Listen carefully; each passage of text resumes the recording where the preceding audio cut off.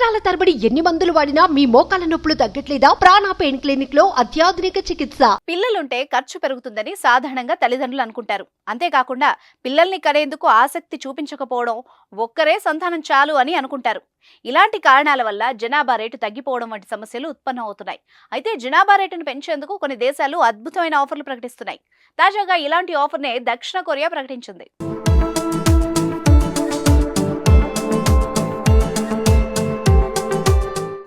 గత కొన్నేళ్లుగా దక్షిణ కొరియా జనాభా తగ్గుతూ వస్తోంది. దేశంలో జీవన వ్యయం పెరగడంతో చాలా మంది దంపతులు పిల్లల్ని కనేందుకు ఇష్టపడడం లేదు. ఫలితంగా దేశంలో జనాల రేటు పడిపోయింది.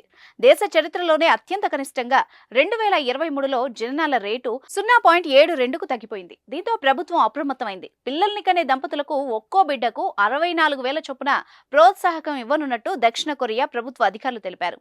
ఇలా 8 ఏళ్ల పాటు ఇస్తామని చెప్పారు. దీంతో ఒక బిడ్డను కన్న దంపతులకు 8 ఏళ్లలో 61 లక్షల సహాయం అందించనుంది. ఈ పథకం అమలు చేసేందుకు ప్రభుత్వం ఏటా 1.3 లక్షల కోట్లు వెచ్చించనుంది. ఈ మొత్తం అక్కడి ప్రభుత్వ బడ్జెట్ లో దాదాపు సగం కావడం గమనార్హం. బిడ్డల్ని కనిపించే తల్లిదండ్రులకు ఇస్తున్న ప్రోత్సాహక నగదు మొత్తం పెంచడంపై ప్రజాభిప్రాయాన్ని సేకరిస్తున్నట్టు ప్రభుత్వ వర్గాలు తెలిపాయి.